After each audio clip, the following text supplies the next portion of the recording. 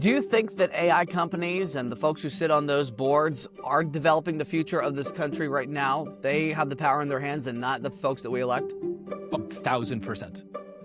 Who's going to govern AI in a week from now, 5 years from now, 10 years from now, 250 years from now? Hey guys, welcome back to another edition of Byline with Ben Dennis. I'm excited about today's conversations, the convergence of constitutional rights and artificial intelligence, and who is going to govern it. Should it be governed? How much? What kind of guardrails might be in place?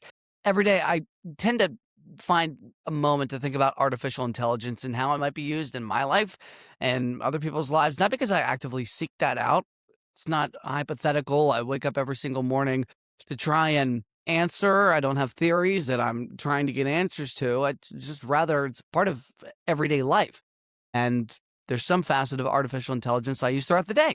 With that in mind, it might be a Google search. It might be asking ChatGPT in order to help me draft a specific email. I certainly choose to utilize it increasingly in my life, whether it be for research purposes, as a tool to help me cut back on some time efficiently. But it's also being deployed in our lives where we don't see it, where we don't actively seek out to use it. Technology certainly once felt futuristic, but it's here. And countries are fighting each other in order to not only develop it, but beat each other and win the AI race, if you will. With the space race, one can argue, we're in the next major technological frontier. There's a lot of competition and a lot at stake.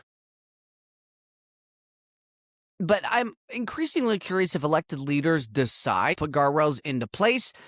If they do, what might they look like? Are they fine with private AI company CEOs doing this without specific checks and balances, without elected leaders who the people have voted to help influence the future of this country? Are we fine with that? Are we fine with private companies basically developing this technology without many different checks as we increasingly use this type of technology in our daily lives? And who knows how we're going to be using AI in the future? AI is being developed around the clock. It doesn't seem like regulations or guardrails outside of certain states are being put into place on a federal level. Could that be the case? AI for how we work, how we consume information, how we maybe even date, hire people if you happen to be in a position of leading a company, and maybe even save money. But a big question comes down to power. Who's going to be in charge of this technology that we are using increasingly in our everyday lives? And the biggie here, what happens when innovation moves faster than our own democratic institutions? Where do we want to go with this? The Constitution. These are questions that I explored with Alan Rozenshtein. Alan Rozenshtein used to work at the Department of Justice as an attorney. He's a legal scholar who studies AI governance, executive power, and constitutional law at the University of Minnesota. Alan argues AI is not just a technology story, it's a new chapter in our own shared constitutional story. AI systems may be further embedded into society, but he believes the power of the presidency, the executive branch, is going to be expanded with AI. His interesting take on that in our conversation today, and why he believes that's the case and how it could be deployed in order to expand executive power, including and especially after the Supreme Court granting that ability. So Alan also believes that the Constitution was designed to adapt with the times. He argues against rewriting the entire Constitution, given questions about rights, whether even AI platforms might be given rights. Companies are given personhood and legal standing. He uses an example. The New York Times defends itself as an institution in the court of law, represented by people, but they ultimately are given personhood. I ask him if AI platforms might be given personhood, especially if some of these AI platforms that are developing themselves are given the opportunity to testify in court. Are we going to allow that? Are we okay with that? But back to Alan's point, he thinks that the Constitution was built to adapt to the times. I asked him, well, how? The founders didn't imagine a chatbot in order to prop you up when you were feeling low. They didn't imagine a chatbot being able to quickly scrub all encyclopedias and data available known to mankind after a prompt was given to it on a fancy device known as a computer. But he says, so what, essentially? They didn't anticipate electricity. Thomas Edison was a change maker of his time, and he argues amendments to the Constitution come at moments of political, societal, and cultural change. And right now, no doubt, we are at one of those junctures. Are we okay if there aren't any checks and balances on AI companies, of how they might be able to influence culture, the economy, and other facets of our day-to-day life, whether it be work or in our personal lives? If not, what might you be willing to accept or give up? And give up and accept, and in order for what? Convenience? Speed? I had this conversation with Alan because we are entering a period of uncertainty of how AI is going to be deployed in our lives, but how we might accept it, what legal challenges might come about based on our own personal constitutional rights. And as we are going into 251 years of this great American experiment, certainly at a time and momentous political change, it raises another question. What technological guardrails are we willing to accept, reject, or demand before AI becomes fully embedded in many parts of our lives and for the next chapter in American history? With that, let's chat with Alan. And joining me now is Alan Rozenshtein. Alan, I thought that you would be a great person to come on Byline after reading your bio, but as I had just mentioned off this call, the ChatGPT premium version also selected you as someone to potentially interview. So take it for what you will, but I appreciate you joining Byline. My bribes are clearly working, which is good. Follow the money, as they say. So I'm personally fascinated with the moment that we're living in right now, at least in the United States, the cross-section of free speech, our Constitution, and AI platforms. And not only that, but AI governance. We see it at the state level, more so, arguably, than at the federal level right now. So the very first question I really wanted to ask you, given your experience at the DOJ, the Brookings Institute, and your day-to-day right now, where does AI need regulating? So you're starting with the easy questions, I guess. Right.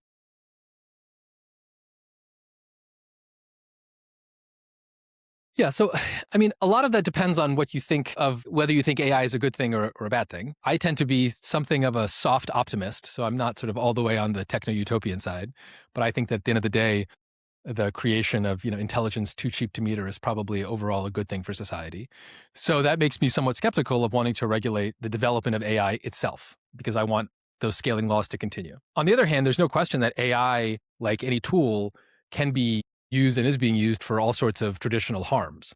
Right? A lot of stuff you could do to cause harm before AI, now you can do it more effectively and more cheaply and more efficiently.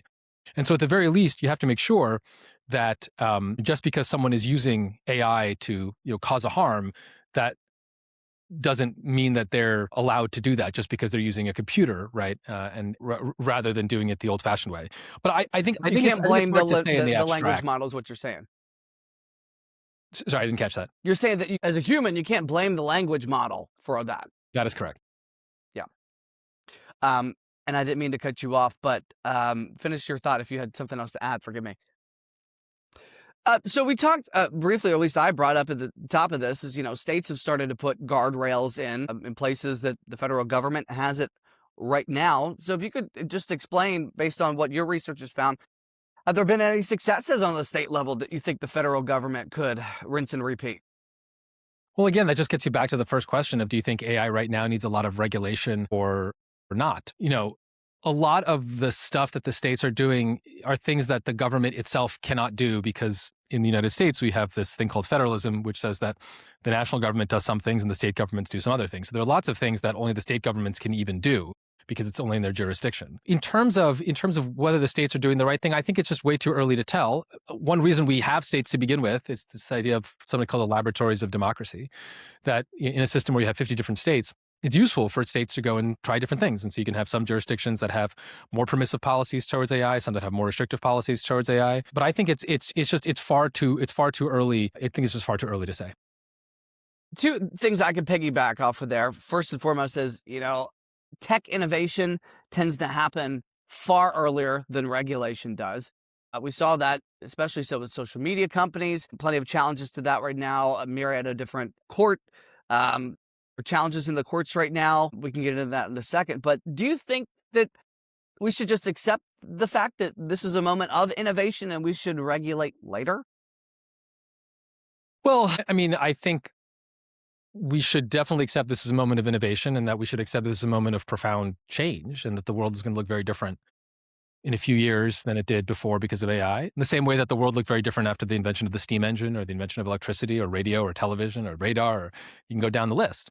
That doesn't mean we shouldn't regulate, but regulation is always going to be a lagging indicator. And that's just the nature of the thing. Right. But yes, I think that we all have to accept that, sometimes we are born in periods of relative tranquility and relative sameness. And sometimes we're born in moments of profound disruption.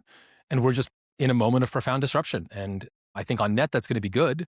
There's going to be a lot of negatives, and many of those negatives will be dealt with through regulation for the better or for the worse. But if the idea is that, we're going to be able to regulate such that the world of 2035 looks fundamentally the same as the world of, the world of 2036 looks fundamentally the same as the world of 2026, I think that's completely impossible. It's both impossible and it's not desirable. So Meta just recently settled over the claims that they were making their platform addictive. Young people were harmed as a result. How do you think AI companies compare to the social media platforms when it comes to free speech? What do you mean in terms of free speech? Well, let's say this. I've heard a couple of different arguments that social media companies no longer became areas of the town square and became distributors and publishers of information because they were using the algorithm to put certain content in front of somebody. I'll rephrase the question this way. Were social media companies protected under certain free speech claims that you think would apply to AI platforms? And where would that differ? Yeah. So the question of what First Amendment rights that free speech companies have, whether as a matter of statute or a matter of the Constitution, it's a very contestable one. There have been Supreme Court cases about it. There will be Supreme Court cases about it. It's a big area of debate. The way I think about it is that, on the one hand, social media companies are, if not the most important, then certainly one of the most important forums for discourse in the world, right? We mostly live our lives on the internet now. And therefore, it cannot be the case that the government can just regulate social media companies however it wants, because that has real downstream impacts on people's speech. On the other hand, call this the Spider-Man principle, right? With great power comes great responsibility. The outsized power that social media companies themselves have over discourse means that I think some restrictions on their own freedom of speech may sometimes be warranted, right? So various proposals to limit the way that social media companies can moderate or censor, depending on which side of the debate you're on in a particular moment, I think those absolutely can be compatible with a broader conception of free speech, as long as they're designed in an intelligent way so as to further rather than restrict the speech of the people we really care about, which is the users. And so I think you can apply all of those same things, same principles to the the AI companies and the AI platforms. I just think that, however important you thought social media was to society, AI is 1,000 times more important, or 10,000 times more important, right? So all of the lessons, or I don't know if we've learned any lessons, but all the battles we've been through, we're going to refight, except that this time it is massively more important, which is humbling given how important social media has become. That we are going to refight. A couple examples of those battles that you mentioned that we are going to refight. What do you think?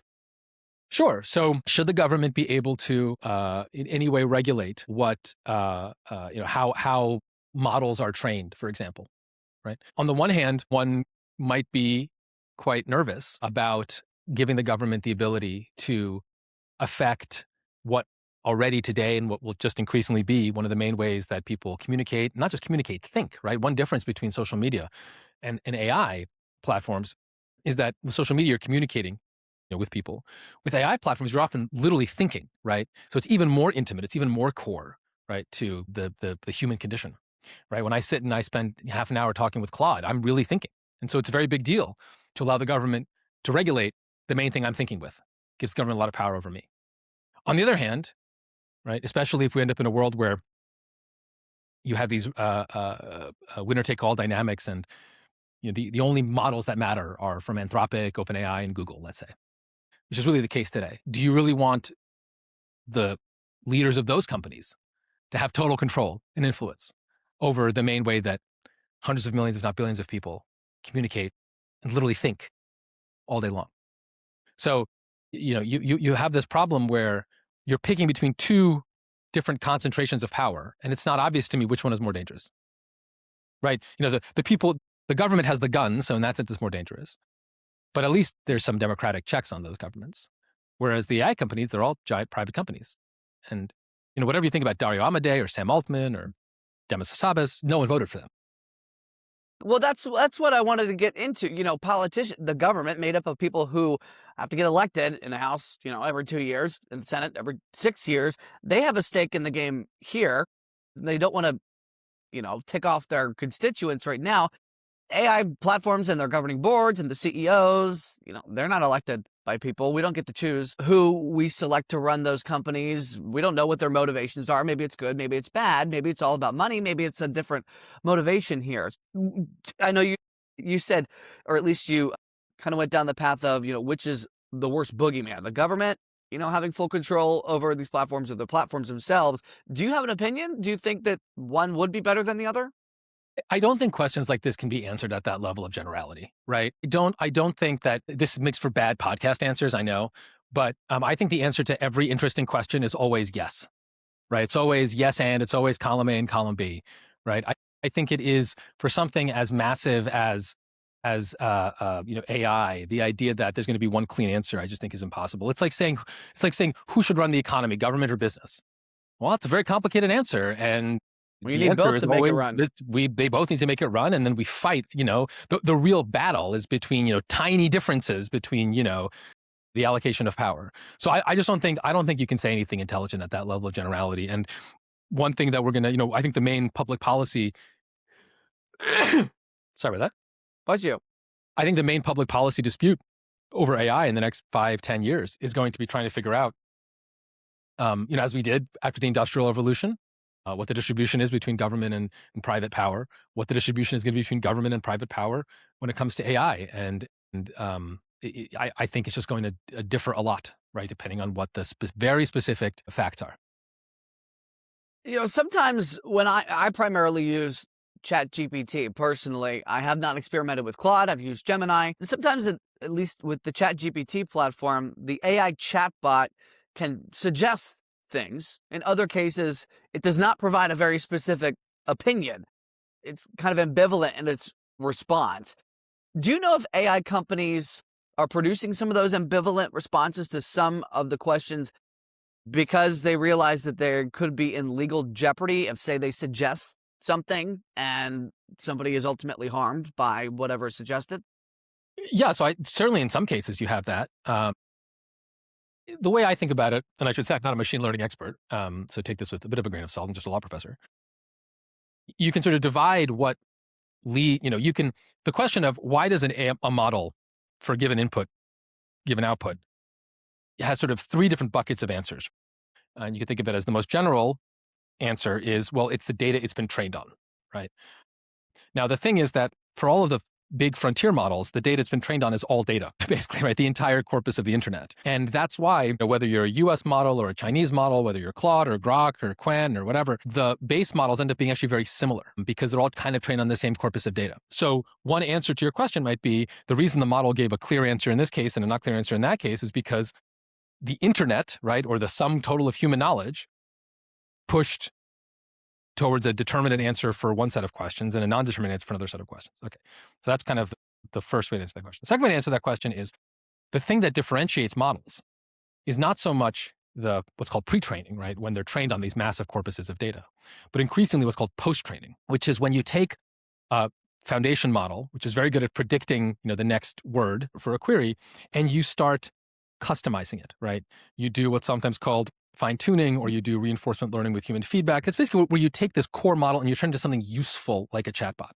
And there the models actually do differ quite a bit because the different labs have different approaches and different, secret sauces, right? Claude has this whole constitution thing that it's really into, the Anthropic. Grok has the whole Elon Musk wants to be politically incorrect, so you get Mecha Hitler thing, right? You get pretty different models, right? But that's done at the level of principle, right? A company might say, hey, I want Claude to be a very philosophical model, so I want it to err on the side of bringing the user along, and giving really nuanced answers and encouraging the user to come to his own conclusions, whereas some other model might say, we want this model to have a very firm point of view on whatever the case is. And then there's the third level of training, which is, very, very detailed. Hey, model, if a user is threatening to commit suicide, right, you need to tell them that they need to stop talking to you and go to drive to the nearest hospital and call the suicide prevention hotline. So the thing with that last category is because it's so specific, there's only so many things you can do it for, right? You can't do it for every possible emergency. So I would say that you have this level, right, of generality where, some answers are determined by the sort of sum total of human knowledge as expressed by the internet. Some answers, and then you have a kind of smaller set of some answers are determined by the post-training that's done when the model is turned from a raw word predictor into a chatbot with a particular kind of personality, for lack of a better term. And then finally, you have a much smaller set of answers or of questions or of context where the answer is determined by someone at the lab really telling the model, really fine-tuning, for this very specific set of situations, right? If you're asked to produce child pornography, right, your answer is no. And so that's kind of how I think about that. What are some of the biggest questions that legal scholars, lawyers, maybe even judges are asking right now when it comes to holding AI platforms liable? Say that somebody places a bomb and it goes off and it kills a couple people, it injures some more people. And the investigation found that this suspect initially asked the platform how to build a bomb, and it gave a result. But the platform might say, well, we also discourage you from doing this, but it's still going to give you an answer because you asked for it specifically. I understand your point too, and it makes sense to me to not generalize everything. Everything's going to be case by case specific. What are some of the biggest questions right now in terms of holding companies liable if there is something that goes haywire? Yeah, so the sort of fact pattern that you presented, it's being litigated right now. I don't remember what state this was in, but I think there was someone who committed a mass murder shooting at a university. I think this may have been Florida. And it turned out after the event that he had asked ChatGPT for sort of advice on how to commit this crime and things of that nature. And so I don't know if it's a private lawsuit or if the government itself is suing OpenAI about this, but there's a lawsuit that's ongoing. And there are other lawsuits about a lot of the tragic lawsuits involving children who committed suicide after talking to chatbots. Some of these involving the platform Character AI. Those are now being litigated. These kind of wrongful death suits, negligence suits. And there's no consensus here yet, right? There's no consensus here yet because there are a lot of novel questions, evidentiary questions. How do you even prove this stuff? What kind of evidence is relevant? What are the burdens of proof? And then there are more sort of, I think, high-level legal questions, for example, involving the First Amendment, which I mentioned sort of earlier in the conversation. On the one hand, just because you use speech to commit an offense doesn't mean that you can't be held liable for that. Lots of offenses involve speech, right? Fraud is usually just a bunch of speech, things of that nature. On the other hand, you want to be really careful about imposing liability for people speaking, including speech that causes a lot of harm, because you don't want to overregulate and chill that speech. So these are just some of the questions that courts are figuring out. And we are many years from knowing the answer, right? Because the way this works in the American system, in the absence of federal legislation, and there's very unlikely to be federal legislation on this topic anytime soon, or even state legislation, these cases are dealt with one by one across many different jurisdictions. And maybe 5 or 6 or 7 years from now, a law professor can sit and read the 100 cases and try to say, okay, I think this is what the law has sort of converged on. But right now, it's anybody's guess. Do you think the main, or at least the biggest traction that Congress might take up in this arena of possible regulation would be around, like, let's just say data collection versus anything else? Because people, they care about their privacy concerns. Is that something that they are more likely to do rather than some other regulations? Unlikely. Congress has been talking about data privacy legislation for decades. It's never done anything. I don't see why they would start now. They had 2 decades of social media to do nothing. And with AI, one difference between AI and Facebook, right? One difference between Anthropic and Facebook is who cares about Facebook? Like if Facebook went away tomorrow, who cares, right? It'd be weird, it'd be disruptive, but like it doesn't matter. If Anthropic went away tomorrow, America would lose one of its leading AI companies and maybe lose the quote unquote race, for AI with China. So, as reticent as Congress was to regulate the internet, it's going to be much more reticent, or at least there are even more pressures against regulating AI. Now, there are also more pressures for regulating AI because it's more disruptive. But I certainly don't think it's going to be easier to regulate AI than it was to regulate social media, which is say we didn't do anything. Do you see a world where ChatGPT, Google Gemini ultimately defends itself in a free speech case? And I ask that because some of these models are already building themselves. Yeah, so and not the humans behind them. Yeah, so let me give you the sort of, I think, trivial answer to the question and the more interesting answers. The trivial answer to your question is, if you're asking whether or not these models will be very helpful in their own legal cases, I think the answer is already they're very helpful, which is to say that already the frontier models are exceptionally useful to lawyers when doing litigation. And in a year or 2 or 3, they'll be even more profoundly useful. But that's not really the model defending itself. I suspect the question you're really asking is, will the legal system ever recognize models as persons? Considering if they're building their own models themselves, yeah. Yeah, and the answer is quite possibly. And the reason, and this is less crazy than it sounds, the question of what makes someone a person under the law is actually very different and less mysterious than what makes a person in the eyes of God. There are plenty of entities and institutions that are persons, right, according to the law, that are not persons in any sort of metaphysical sense, right? No one thinks that the New York Times is a person, but the New York Times has what's called legal personhood. And the New York Times goes into court and it sues on its own behalf. And it has its own lawyers, and those lawyers work for the New York Times. They don't work for some individual. Now, because the New York Times doesn't have physical form, it needs meat puppets like us to go do things for it. But those individuals are agents of the New York Times. That's the conceit, right? So there's no reason why you couldn't have a model be its own legal person. And the difference between a model and the nice thing about a model is it, in fact, can do things. And the extent that vast majority of litigation is done by people sending documents to each other, right? It's totally plausible that a model could decide to, quote unquote, represent itself. Right? You could even imagine a model doing an oral argument, with real time video. None of this is, I think, at all difficult to. None of this is all difficult to imagine.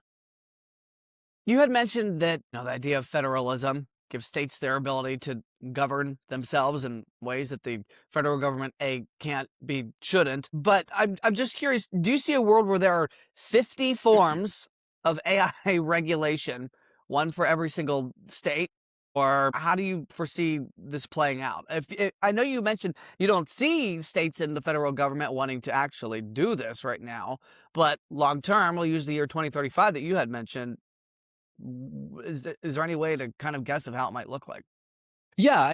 And to be clear, I think the states will and already are doing a bunch of regulation on AI. But I think where they're mostly going to focus is on how AI is used in their jurisdictions. So let me give an example of zoning for data centers, right? So there's this big controversy right now, but should we build more data centers? Yes, no, maybe, whatever. In different states, now building a data center, or whether you can build a data center, is fundamentally a question of local zoning law, right? And local environmental law and local permitting law. This is a perfect case for states to do what they want to do, right? So my state of Minnesota may have one particular view on data centers, building data centers. Texas may have another view, California another view, and so on and so forth, right? And so you could imagine there being lots of different zoning ordinances.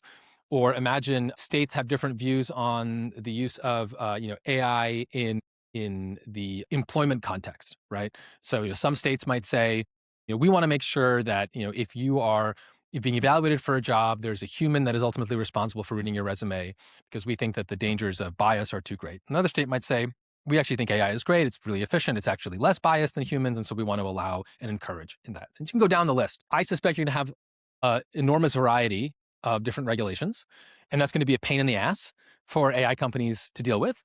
But of course, The whole point of federalism is that you have 50 states, and it is a bit of a pain in the ass for everyone to deal with because there are countervailing benefits, right? There are democratic benefits, there are experimentation benefits, so on and so forth, right? Now, there are some issues where the federal government can come in and say, we think that this is an area where you need a lot of uniformity, right? And it's actually, we think it's a problem for the entire nation if you have too many different regulatory systems.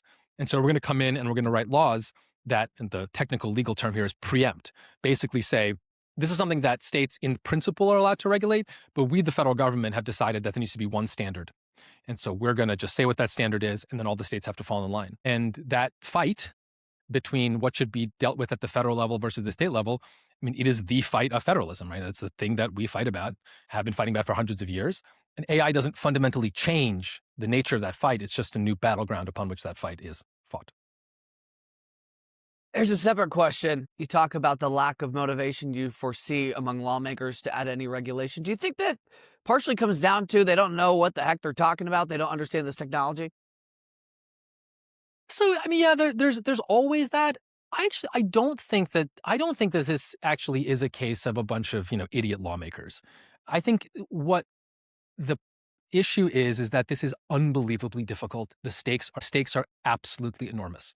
I think it is very hard to know what the right answer is on almost any question related to AI. And even if you know what the right answer is today, it may not be the right answer a month from now. And so I think this is just a legitimately, brutally difficult problem. That nobody has the answer to. Nope. No one has any idea what they're doing. I cannot emphasize this enough. Do you see a world where every issue with AI, and again, that's relative, one man's issue is another man's success, but a world where every major issue eventually becomes a court case? Do you foresee that how AI is going to be governed, if you will, in this country comes down to how the courts interpret the law right now on May the 22nd, 2026? Well, no, not right now. I think that a lot of issues will end up being resolved by default through the courts, because one difference between courts and the legislature is that the legislature can not do things if it wants to. A court cannot not do things. Courts are paid to resolve disputes. And so they have to, and so in the process, they make law. Every time a court says something, it is making law, at least in the sense that everything a court says has some precedential effect. It has some effect on what a future court will say. Even if And they that's don't, why, if they don't say anything, if they don't take up a case. well, no, it's that courts have to take cases, right? The whole point of our court system is that if I want to sue you, I'm entitled to sue you, right? I can pay my filing fee and I can sue you. And then the court is obligated. It's literally their job. It's what we pay their salaries to do. They have to adjudicate that case, right? Now, maybe they'll say, Alan, you don't have a case against Ben. Your case is ridiculous. That's where I'm going here. Yes. Yeah. But that's not them not deciding. That's them deciding in your favor, right? That itself creates some bit of precedent. Now, that's different than Congress. Congress can simply not do anything. And if Congress does not do anything, that doesn't create law, right? The fact that Congress didn't do anything today doesn't tell you anything about what Congress can or cannot do tomorrow. There's no precedent in Congress in the sense that there's precedent for court cases. So by default, as cases grind their way through the courts, you end up with a body of case law. That body of case law can be more or less regulatory. It can be more or less laissez-faire, right? But it's still a body of law in one direction or another.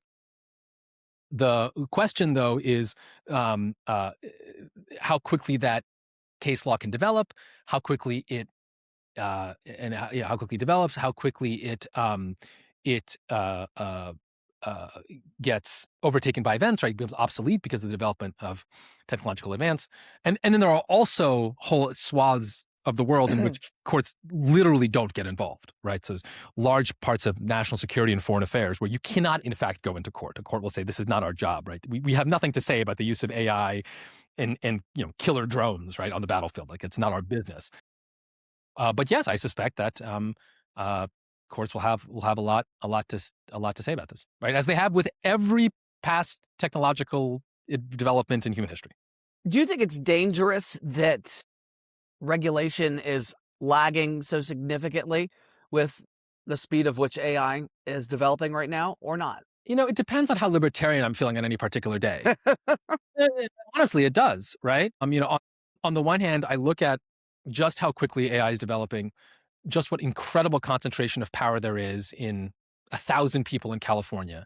Yes. And the fact that, DC is hopelessly behind the times makes me very nervous, right? Makes me very nervous.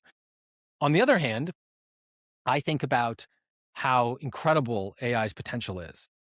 Utopian possibilities there might be if you have, getting to use Dario Amadei's phrase, a data center full of geniuses, or intelligence too cheap to meter. I look at how, when you zoom out across all of human civilization, you look at these charts about, GDP per capita over all of human history, and it's basically zero until 1800, and then it goes the kind of famous hockey stick graph, and that's why we're all so rich, right, today relative to the kings of old. That's all because of scientific and technological advance, right? And when I look at those graphs, I think maybe we should just let it rip, right? And that we should just allow this to go through. Again, this is what I mean. None of these questions, I think, when you're dealing with a technology that is, and I'm pretty AGI pilled, as transformative as the Industrial Revolution, as writing, as fire, is agriculture, right? I think it is totally plausible that AI is at that level of importance, right? At least Industrial Revolution, and that seems pretty obvious to me, quite possibly the dimension of fire itself. The idea of, is it good or is it bad? Should we regulate it? Should we not regulate it? I mean, should we regulate fire or not? I mean, even to ask that question, I think, is to sort of demonstrate that, like, we're thinking about this completely at the wrong category. Do you think that AI companies and the folks who sit on those boards are developing the future of this country right now? They have the power in their hands and not the folks that we elect? 1,000%. Does Demis that matter? Hassabis, Dario Amadei, Sam Altman, Elon Musk. These are some of the most powerful people in human history. But to be clear, so was Thomas Edison, right? So was Ford, right? The great industrialists have always been prime movers. Sometimes that's been good, sometimes that's been not so good. Do you think we might have to enter an era where the Constitution needs to be rewritten in order to adjust for AI development? It depends what you mean by rewritten. I understand you can always interpret it however you want, throughout history and in the future, but do you think it would need to be rewritten? Yeah, again, I'm not sure what you mean by rewritten, right? I'm hoping we don't have to burn it and, burn the copy and start over again. I think there are some things that are probably, as our Constitution is currently understood, not tenable in a world of AI. I'll just give one example. I think right now, the way that the executive branch, the president, is understood and its powers are understood by the Supreme Court is quite expansive. And that I think is actually not going to be compatible with AI, because I think that AI is going to vastly increase the powers of the president in a way that's going to require some additional limits. And those limits are going to involve having to change the Constitution. Again, in American history, because our Constitution is so difficult to amend, there have only been 27 amendments, I believe, in the entire history of the Constitution, right? And America's is the longest existing written Constitution. And so it's a tiny number of amendments relative to other countries. The way we change the Constitution is generally not by amending it, right? The way we change the Constitution is generally by a much slower, messier political process by which over many decades a political movement forms. That political movement ends up selecting new Supreme Court justices, and those Supreme Court justices, right, end up reinterpreting the Constitution, right? Just to give an example, right? That's how you get a case like Roe versus Wade that creates the right to abortion, and then that's how you get a case 50 years later like Dobbs, which eliminates the right to abortion, right? I think of these as constitutional amendments, right? Just done outside the traditional amendment process. And so I suspect that just as, again, previous technological change has fundamentally shifted society, and one of the downstream impacts of that is that you get a new generation of judges, and those judges change how the Constitution operates, you're going to get that as well. How that's going to work is very hard to predict, right? If we get a world of 10% explosive economic growth, that's going to be a fundamentally different political structure, and that's going to clearly to a lot of constitutional change. What kind? Totally unclear.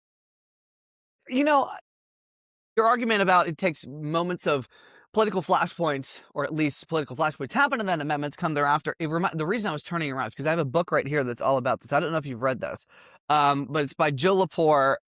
New York Times bestselling author, and she goes through every single constitutional amendment, even those that were proposed and died, and the motivation surrounding them. But I think the reason I was wondering if the Constitution needs to be completely, and this is a different question that I originally asked, which is, does it need to be rewritten?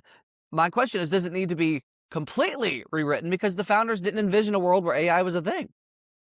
They didn't envision a lot of things, right? They didn't envision a world of electricity, of cars. They didn't envision a world where the United States was not a small agrarian collection of 13 colonies on the eastern seaboard of a largely wild continent, but rather a global hegemon. So I think you need to separate two things, right? One is, will our constitutional practices have to change because the world is changing? Yes, they will. They have. They always will. That's just how it goes, right?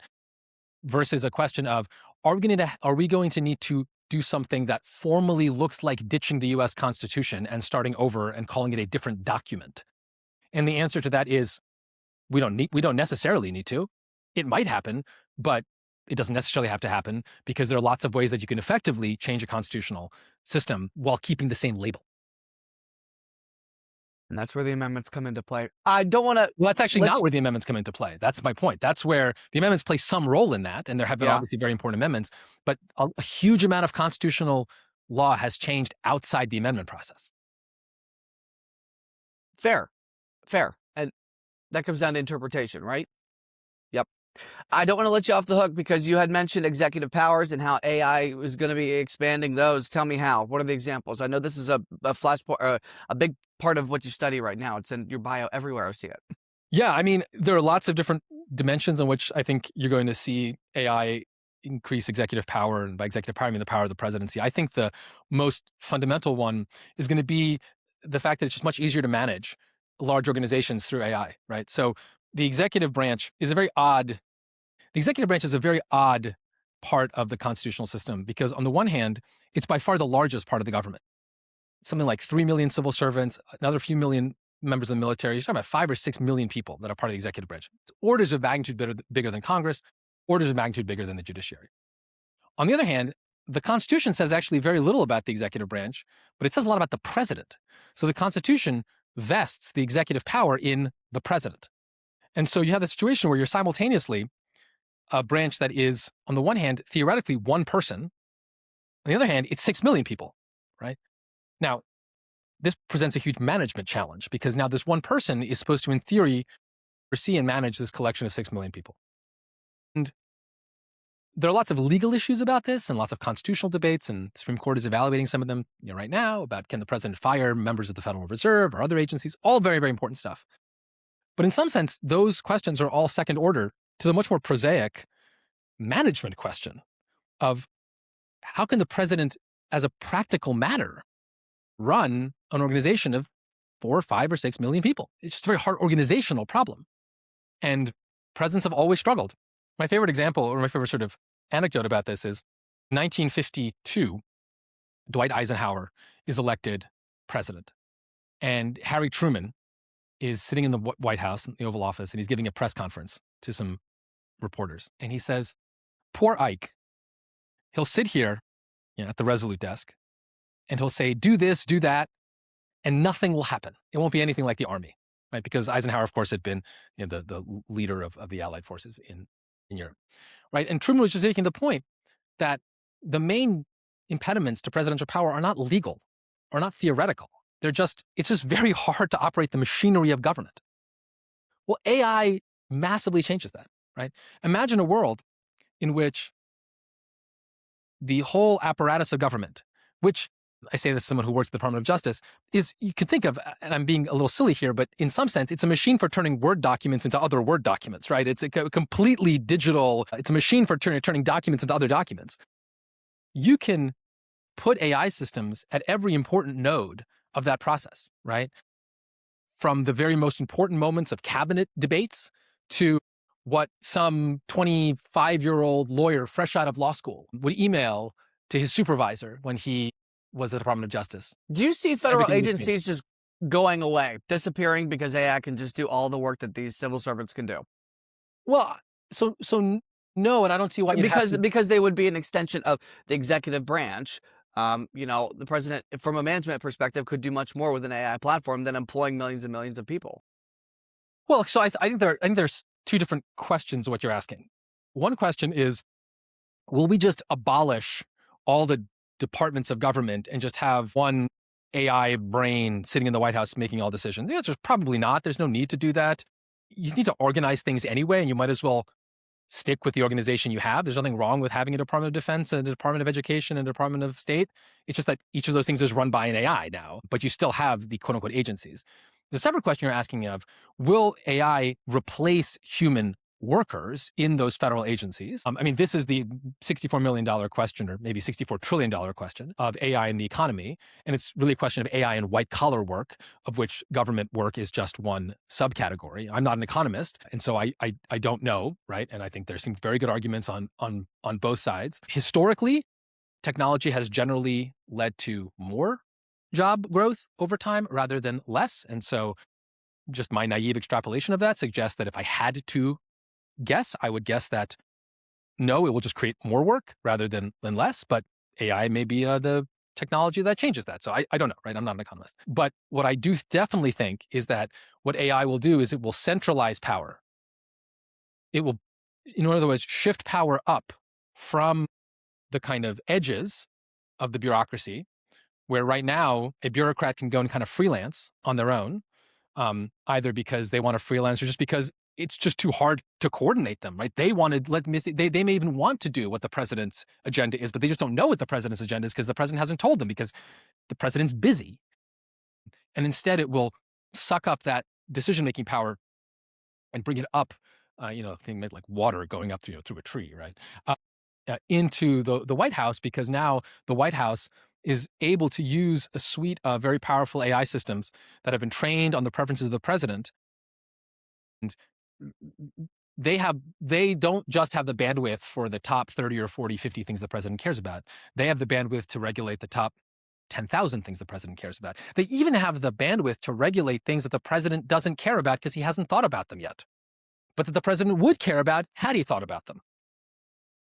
Most presidents, even the really wonky ones, Obama or Clinton or something like that, they only had enough cognitive bandwidth to have an opinion. Define wonky in a presidential sense before you go any further. Someone who really cares about the policy, right? There are some presidents, I think Clinton was actually notorious about this, maybe too wonky. He'd spend a huge amount of time digging into the very, very specific policies of his administration on some issue, right? He was a nerd. He was into this kind of stuff. But even someone like Bill Clinton only had enough mental firepower, he's a very smart guy, for 30 or 40 opinions, right? Otherwise, you just don't have opinions on things. It's not enough, right?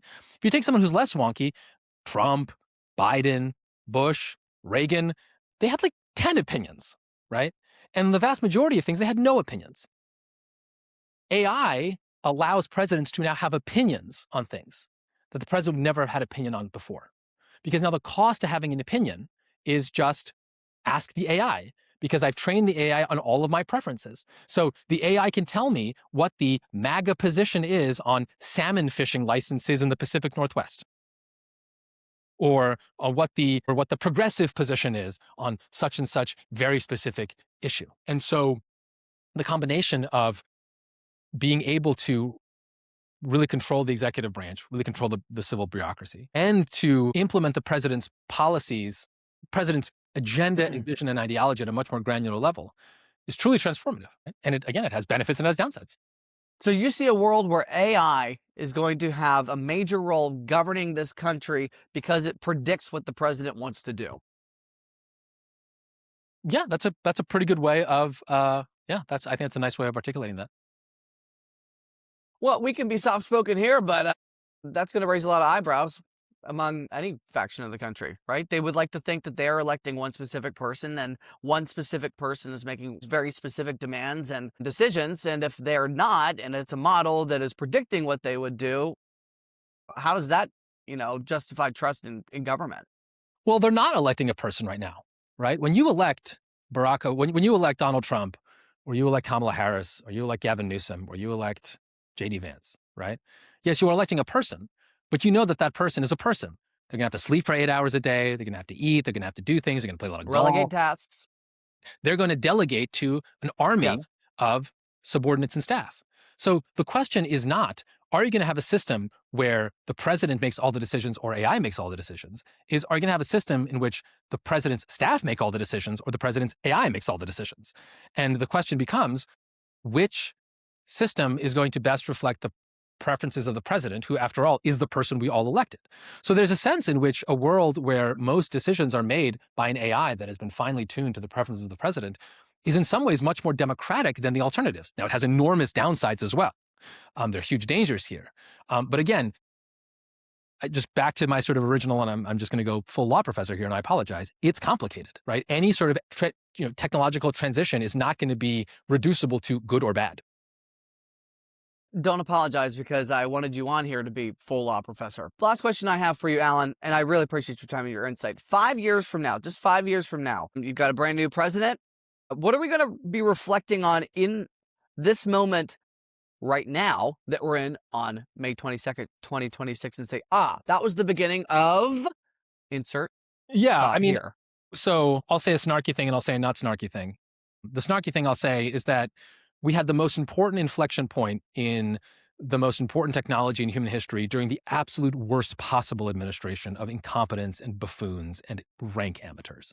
Like, I can just, whatever you think about, Republic, like the Trump agenda as a substantive agenda, the just absolute incompetence of these people is staggering, right? I just cannot believe that, Pete Hegseth is the one who's going to determine what the relationship is between the U.S. military and tech companies, right? And that's, again, much less about whatever substantive policy differences. And you're talking about getting rid of the contract with Claude, correct? That is yes, that is one example, right? But what I'm saying is, whatever you think about that substantive question, and that's actually a very complicated question, the fact that, Pete Hegseth is in charge of it makes me horrified, because this is just not a very competent group of people. The less snarky answer is, and here I will use the Anthropic DoD fight. I think we will look back at this moment as the moment where we transitioned from somewhat low-level parochial debates about, AI and job loss, or AI and data centers, or AI and discrimination, all of which are very important, to be clear, to much more core structural questions of who is going to control this new technology. Will it be the government, which at least has some democratic bona fides but has its own real pathologies? Or will it be the private sector, which has dynamism and brilliance, but of course, very little in the way of democratic accountability? And so I think that's the fight we're going to be fighting for the next 5 years. Just like I had mentioned earlier about you mentioning expanding executive power with the use of AI, I'm not going to let you off the hook here as well. And that is, you calling the current administration, those that are working in the executive branch, incompetent, as you had mentioned. Take me through your perfect world of how a executive branch in the United States government should be handling some of the biggest questions right now that you believe are falling on deaf ears. I mean, I don't have a single answer. It's just you have to have people who It's are... fine. You can have a couple of them. I'm just curious of how you think it would be perfectly managed right now. Yeah, I think it would help if you had an administration that, for example, did not have such unbelievably large financial conflicts of interest that I can't trust, for example, that any decision it makes with respect to export control is not driven by the president's children's investments in foreign companies, right? But my point is, we can't even get to a rational discussion about the very complicated political dynamics or policy stakes of a particular issue, because on so many issues, you're dealing with a level of corruption in the White House that we have not seen since the Teapot Dome scandal in the late 19th century. Chuck Todd makes that argument too. I don't know if you listened to the Chuck Toddcast, but he would make the exact same argument there. Anyway, continue. No, that's my main point.